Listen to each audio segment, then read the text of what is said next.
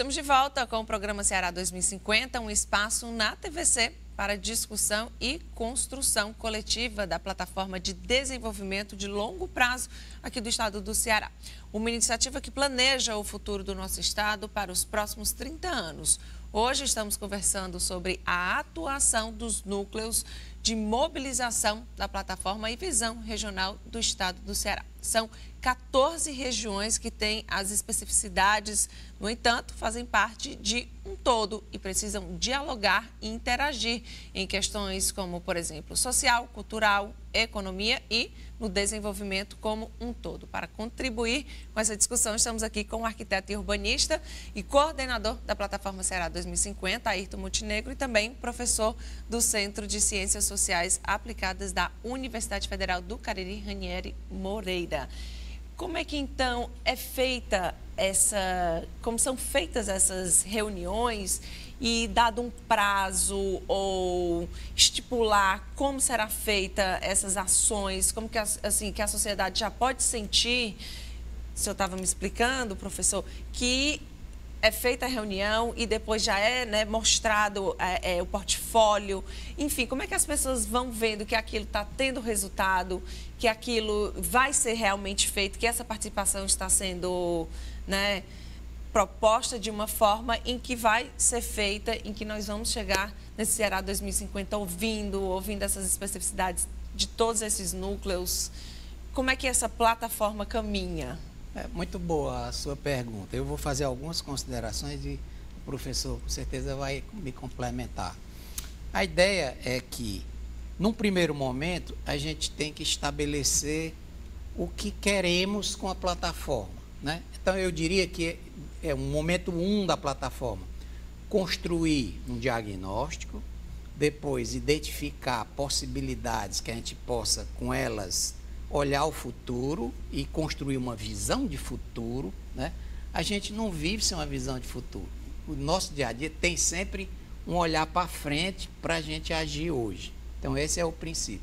E identificar projetos. Então, nessa primeira fase, que é a fase que a gente está vivendo e caminhando para uma conclusão, a ideia é o núcleo participa discutindo sobre o diagnóstico, e isso aconteceu ano passado, certo? Depois, a partir das análises que foram feitas, os núcleos sugeriram uma série de aspectos que deveriam ser considerados nesse diagnóstico. Isso foi levado em conta pela equipe técnica da plataforma. Houve um segundo momento onde houve o retorno.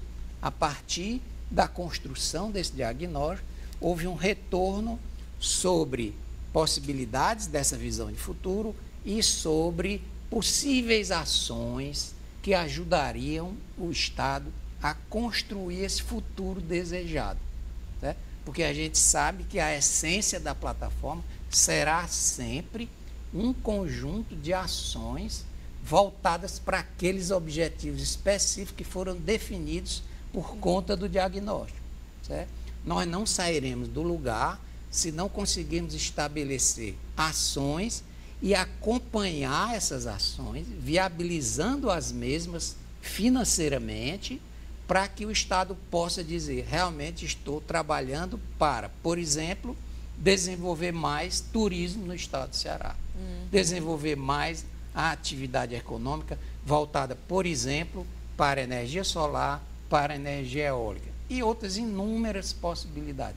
Quem vai balizar isso serão as ações que a gente vai estabelecer. Após essa fase, a gente começa uma outra. Qual é? Vamos começar a acompanhar os projetos que foram postos e aí como eu diria, os núcleos de planejamento, eles vão gradativamente mudando de papel, tá certo? Primeiro momento foi participar, identificar os problemas da região. Segundo momento foi construir a visão de futuro. Terceiro momento foi discutir projetos. Quarto momento foi acompanhar os projetos. Enfim, a plataforma ela busca manter sempre viva a chama da visão de futuro que se quer atingir. Por isso o nome plataforma e não meramente plano estratégico. Plano estratégico é parte de um todo maior, que quando vai terminar, nunca. A meta é 2050, Mas em 2050, com certeza, novas gerações já deverão estar olhando para a segunda metade do século XXI. Porque é assim que em qualquer lugar do mundo onde se obteve sucesso no desenvolvimento, se procede, né? Nós precisamos sair daquela visão de improvisar todo dia para uma visão de olhar para frente antes de tomar decisão. Esse é o segredo da plataforma. Eu vou aproveitar e pegar uma carona já na fala do professor Ayrton, né, quando ele coloca que esses núcleos eles vão mudando de papel, né, na medida em que a plataforma ela avança também nas suas ações. Ainda há, né, assim, talvez por isso, né, uma indefinição, né, de quais são as atribuições, quais são as responsabilidades e qual vai ser o modelo de funcionamento, né, destes núcleos regionais. Esse é um questionamento constante, né, quando a gente dialoga com os atores que já compõem o núcleo ou quando nós convidamos outras pessoas interessantes, outros atores interessantes para fazerem parte, né, dos núcleos regionais. Nesse primeiro momento, né, de fato, o núcleo ele tem funcionado como um núcleo de mobilização. Né? Então, nós temos atuado muito mais no sentido de chamar outros atores, trazer outras pessoas, trazer outras instituições, né, alertá-las para a importância de que nós nos façamos presentes nos diversos momentos de planejamento da plataforma Ceará 2050, de que nós possamos dar a nossa contribuição e para posteriormente podermos também cobrar, né, assim, os encaminhamentos a partir das sugestões que foram dadas. Acho que agora com a finalização, pelo menos dessa etapa de planejamento, de construção de um portfólio de projetos, né, e o seminário que nós vamos participar daqui a pouco, né, acho que vai caminhar nessa direção, que é um pouco de definir e agora. Né? A partir de agora, nós assumimos esse papel de mobilização, essa mobilização ela precisa de continuar, mas a gente precisa dar um passo à frente, né? No sentido de que os núcleos eles passem a funcionar também como uma espécie de governança regional, né, das ações do Ceará 2050, né? De que em cada região de planejamento nós tenhamos um núcleo estratégico que esteja em interlocução com a coordenação central da plataforma, que esteja em interlocução com os demais núcleos regionais e que possa fazer esse monitoramento de ações do Ceará 2050, que possa pensar outras estratégias, né? Algo que foi interessante num dos primeiros encontros do núcleo regional do Cariri, é que nós nos reunimos para discutir o Ceará 2050, mas percebemos que havia ali muita potencialidade de que aquela representação de instituições pudesse pensar outras questões para o desenvolvimento da região. Nós tínhamos ali representações das universidades públicas da região do Cariri, de algumas organizações do setor produtivo, da CDL, do SEBRAE. Então, tem outros aspectos, inclusive, para além do Ceará 2050, mas que também contribuem, né, para a construção desse plano, que são pertinentes de serem discutidos pelos núcleos regionais. O senhor falou, por exemplo, acho que foi a região de Russas, né, que ali a energia solar, né? Então, assim, existem algumas regiões que já é possível verificar a sua potencialidade ou o que pode ser utilizado dali como, né, não o problema, mas sim a riqueza, que já pode ter seu início, já pode começar a trabalhar, que aí você já vai ter resultado de renda, resultado de trabalho, de emprego. Vi ali, X, comecei, vamos começar, vamos executar. Isso.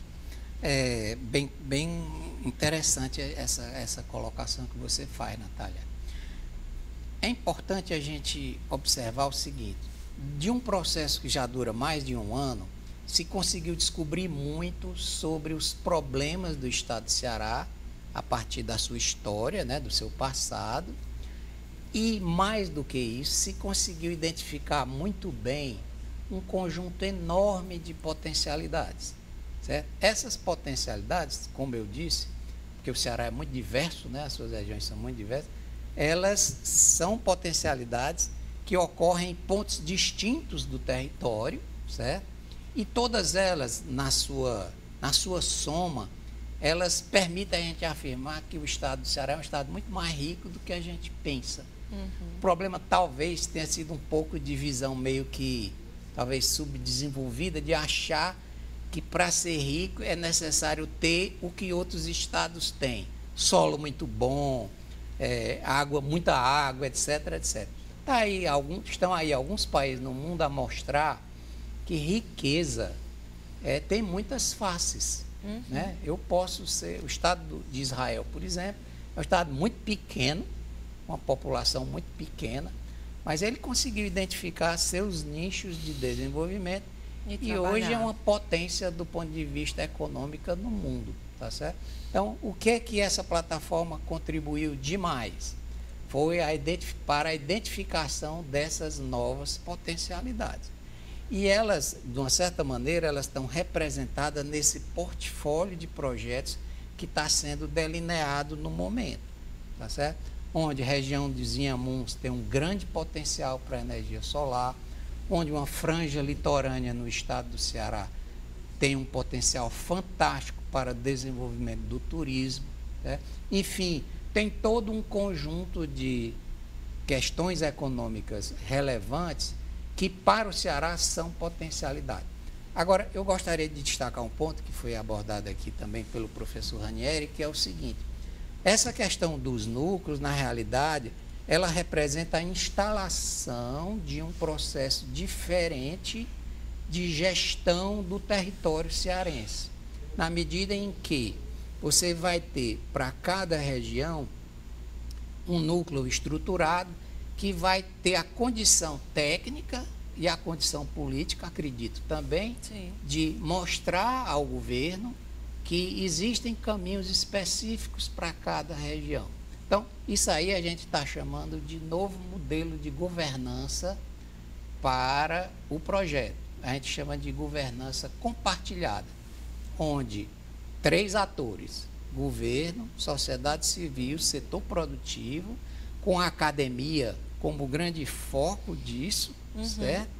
Ela vai representar uma possibilidade onde esses atores vão coexistir, vão dialogar mais. Eu não estou querendo dizer que esse tipo de diálogo não exista hoje. Ele já existe, a gente sabe, mas a gente quer aprofundar isso. Por quê? Porque existem inúmeros projetos onde interesses de governo, interesse da sociedade civil e interesse do setor produtivo, eles têm interfaces. E a plataforma é o melhor local para que essas interfaces sejam apresentadas e a gente possa discutir como realizar aquela ação de uma maneira mais rápida e mais consequente, né? Esse seria também um outro grande aspecto, um outro grande elemento indutor que a plataforma traz. O que é? Discutir ações e suas interfaces. A gente chama isso de transsetorialidade, né? Como que determinadas ações de turismo têm a ver com atividade econômica. Vou dar um exemplo. Turismo e produção de flores na Ibiapaba. Sim. Isso significa possibilidade de turismo de negócio, tá certo? Então, tem todo um elenco de atividades econômicas que podem se somar na construção de uma visão maior e mais integrada para o desenvolvimento.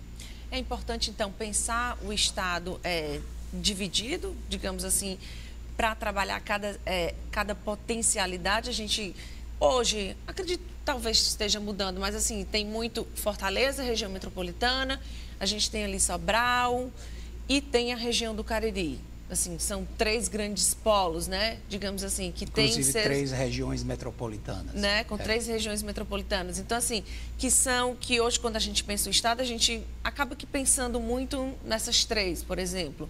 Mas aí, com essas subdivisões, a gente acaba criando uma equidade toda no Estado para que todos estejam no nível de desenvolvimento, podendo suprir cada um a sua região metropolitana.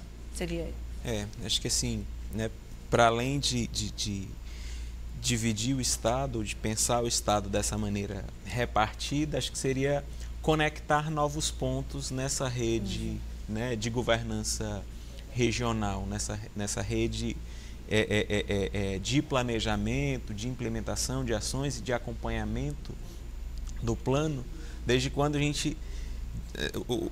O próprio princípio da regionalização, ele pressupõe a descentralização de atividades, né? Então a gente desconcentra e descentraliza também desses 3 grandes polos para incluir, né, outras regiões, para incluir outros atores que são importantes e que têm condições também de demonstrar, né, como o professor Ayrton já colocou, as suas potencialidades, as suas especificidades, as suas vocações produtivas, né, inclusive.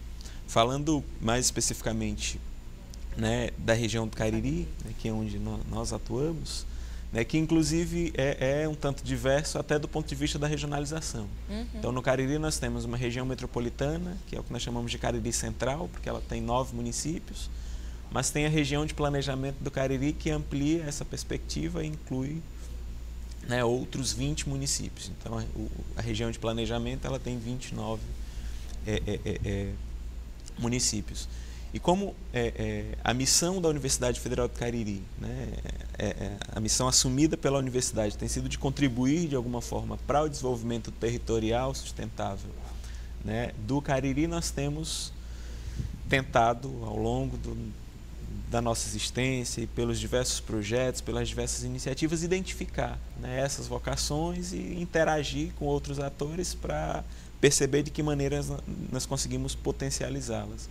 Mas é interessante, sim, como nós temos, como o professor Ayrton também já lembrou, vocações específicas, mas que se transsetorializam e também algumas coisas que são específicas do Cariri, mas têm reflexo em outras regiões do entorno, por exemplo. Né? Hoje, o Cariri cearense ele é uma espécie de centro geográfico do Nordeste. Sim. Né? Então, hoje nós discutimos o Ceará como um grande espaço de logística para o mundo, né? Pelas conexões que o Ceará consegue estabelecer com o mundo a partir de Fortaleza, a partir da posição geográfica privilegiada de Fortaleza. E nós temos, na integração dessa rede de logística, um ponto também lá no sul do Ceará que conseguiria integrar com as demais regiões. Então, pela existência de um aeroporto regional, pela existência agora de um hub da Transnordestina, né, que chega aqui no Pecém a partir de um hub que começa no Cariri, a gente vai integrando essas ações. A gente potencializa regionalmente, mas percebe que a ação ela é muito mais abrangente. Ok. Você quer falar? Eu gostaria de reforçar as ponderações aqui do professor Ranieri no seguinte sentido. O estado do Ceará é um estado, do ponto de vista de distribuição espacial da sua população, bastante desigual. Por razões históricas, que a gente não vai falar aqui, porque iria tomar um programa inteiro, mas o Ceará hoje tem uma concentração muito grande de pessoas na grande Fortaleza, na região metropolitana. E tem, num processo de estruturação que está avançando, 2 regiões metropolitanas adicionais, Sobral e o Cariri, né? Onde o Cariri sempre, historicamente, teve um pouco mais, sempre esteve um pouco mais separado do Ceará, talvez até com vinculações excessivas com Pernambuco, né? Mas sem território cearense. Mas isso não importa. A visão estratégica da plataforma com relação a isso é o seguinte: nós não vamos aqui afirmar que daqui a 30 anos Fortaleza diminuiu sua população e outras cidades do estado aumentaram a população. Inclusive, isso é difícil porque a tendência da expansão demográfica é de queda, né? Mas o que a gente pode afirmar é o seguinte: a boa região ou conjunto de boas regiões, ele é formado por núcleos urbanos maiores, núcleos urbanos intermediários e núcleos urbanos de menor porte. O que falta é a gente identificar a leitura correta para que essas 3 escalas conversem mais e se completem e construam uma malha forte, né? Então, muito mais importante do que pensar em deslocar pessoas ou estimular adensamentos em outras áreas, é você identificar a oportunidade econômica que cada região tem e ali dentro cada cidade tem, e construir uma região forte. O fato de você residir numa cidade de 50 mil habitantes, 100 mil habitantes, Não tem detrimento nenhum. Se você for à Europa, Alemanha, Sim. França, você tem cidades pequenas, extremamente potentes do ponto de vista econômico. Sim. Então, a ideia é que você tenha um universo urbano, uma rede urbana estruturada e bem articulada para garantir que essas interfaces ocorram. Sim. Tá certo? E hoje, com a tecnologia, com a comunicação, isso é tudo muito mais fácil, né? Então, a plataforma, na realidade, ela também está preocupada com isso e busca, fundamentalmente, fortalecer economicamente cada região. As cidades que vão estar lá, quanto elas vão crescer, isso vai ser muito consequência do processo econômico que vai ocorrer.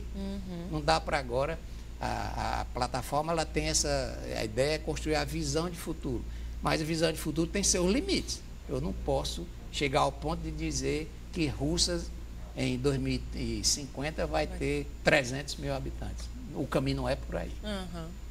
Ok, então a gente vai ter que fazer a nossa última pausa. Daqui a pouquinho, mais Ceará 2050.